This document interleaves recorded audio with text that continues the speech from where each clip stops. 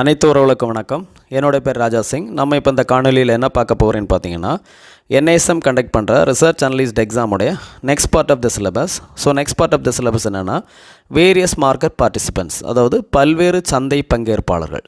Various market பார்ட்டிசிபென்ட்ஸில் வரக்கூடிய சந்தை இடைத்தரகர்களை குறித்து தான் நம்ம பார்த்துட்ருக்குறோம். Market intermediaries. Next market intermediary யாருன்னு பார்த்தீங்கன்னா clearing corporation. What is mean by clearing corporation?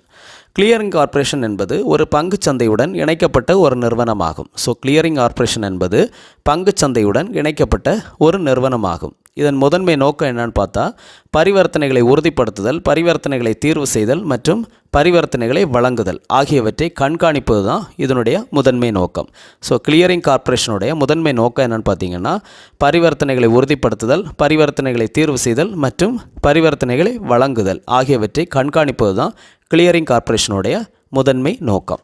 The definition of clearing corporation is, the clearing corporation is an organization, entity affiliated with a stock exchange whose primary objective is to oversee the handling of confirmation, settlement and delivery of transaction. இதுதான் இதனுடைய definition. Next, as per regulation act படி the clearing corporation உடைய definition எப்படி அதில் mention பண்ணியிருக்கிறாங்கன்னா, clearing corporation என்பது ஒரு அங்கீகரிக்கப்பட்ட பங்குச்சந்தையில் பரிவர்த்தனை செய்யப்படும் அல்லது வர்த்தகம் செய்யப்படும் பத்திரங்கள் அல்லது பிற கருவிகள், தயாரிப்புகளில் உள்ள வர்த்தகங்களை தீர்வு மற்றும் தீர்வுக்கான நடவடிக்கைகளை மேற்கொள்வதற்காக நிறுவப்பட்ட ஒரு நிறுவனத்தை தான் கிளியரிங் கார்ப்பரேஷன் அப்படின்னு மென்ஷன் பண்ணியிருக்காங்க.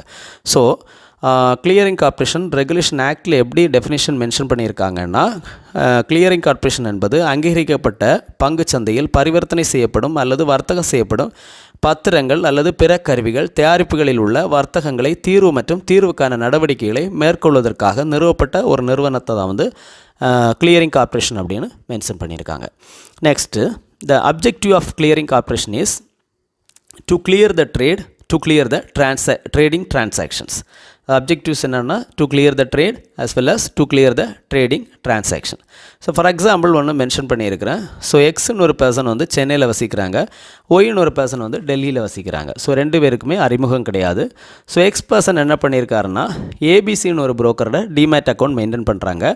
ஒய் பர்சன் என்ன பண்ணுறாங்கன்னா, ஜிஹெச்எஃப்னு ஒரு புரோக்கர்கிட்ட டிமேட் அக்கௌண்ட் மெயின்டைன் பண்ணுறாங்க.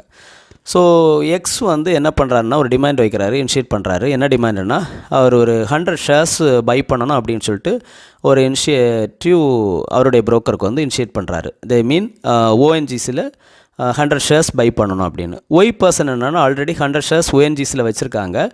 அவங்க செல் பண்ணணும் அப்படின்னு சொல்லிட்டு அவங்களுடைய வில்லிங்னஸ் தான் அவங்களுடைய புரோக்கரில் இனிஷியேட் பண்ணுறாங்க. அப்போ நெக்ஸ்ட்டு ஸ்டெப் என்ன பண்ணுறாங்கன்னா, அவங்களுடைய டைம், ப்ரைஸு, அப்புறம் பார்த்திங்கன்னா ஷேர் குவான்டிட்டி, அவங்களுடைய கம்பெனி எல்லா பராமீட்டர்ஸை மேட்ச் ஆனோடனே ட்ரேடு எக்ஸிக்யூட் ஆகுது. ட்ரேட் எக்ஸிக்யூட் ஆகுதுன்னா, எக்ஸ் புரோக்கர் என்ன பண்ணுறாங்கன்னா, மணியை ரிலீஸ் பண்ணுறாரு எக்ஸ்சேஞ்சுக்கு. ஒய் புரோக்கர் ஷேரை டிமேட் அக்கௌண்ட்லேருந்து ரிலீஸ் பண்ணிட்டாங்க. எக்ஸ் புரோக்கர் என்ன பண்ணுறாங்கன்னா, அவருடைய அமௌண்ட்டை ரிலீஸ் பண்ணுறாங்க. ஒய் புரோக்கரை என்ன பண்ணுறாங்கன்னா, அவங்களோட ஷேரை இதுலேருந்து அந்த ஒய் பர்சனுடைய ஷேரை ரிலீஸ் பண்ணுறாங்க.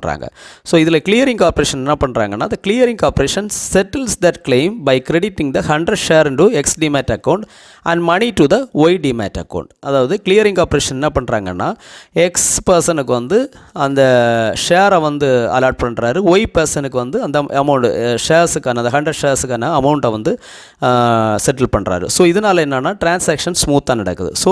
இதுதான் கிளியரிங் கார்ப்பரேஷனோட role. The clearing corporation settles that claim by crediting the 100 shares into the X demat account and the 100 shares உடைய மணியை Y demat account ஸ்மூத்தாக டிரான்சாக்ஷன் பண்ணுறாங்க. இதுதான் கிளியரிங் கார்ப்பரேஷனுடைய மெயின் வேலை. நெக்ஸ்ட் பார்த்தீங்கன்னா, நெக்ஸ்ட் மார்க்கெட் இன்டர்மீடியரி யாருன்னு பார்த்தீங்கன்னா clearing bank. What is mean by clearing bank? Clearing bank acts as an important intermediary between clearing members and the clearing corporation. அதாவது ஒரு இடைத்தரகராக, யாருக்கு இடைத்தரகராக செயல்படுறாங்கன்னு பார்த்தீங்கன்னா, கிளியரிங் மெம்பர்ஸுக்கும் கிளியரிங் கார்ப்பரேஷனுக்கும் இடைத்தரகராக செயல்படுறாங்க. Next point, every clearing member needs to maintain an account with the clearing bank. ஒவ்வொரு தீர்வு உறுப்பினரும் ஒரு கணக்கை பராமரிக்க வேண்டும். கிளியரிங் மெம்பர் மீன்ஸ் இந்த கஸ்டடியனை தான் கிளியரிங் மெம்பர் அப்படின்னு சொல்லுவாங்க. Next point, it is the clearing member's responsibility to make sure that the funds are available in its account with clearing bank.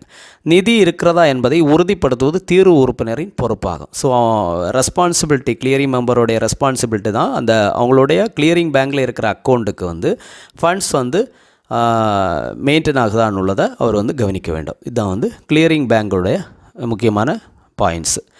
பாருங்கள், பயன்பெறுங்கள், சப்ஸ்கிரைப் பண்ணுங்கள். அடுத்த காணொளியில் உங்களை சந்திக்கும் வரை உங்களிடமிருந்து விடைபெறுகிறேன். நன்றி, வணக்கம்.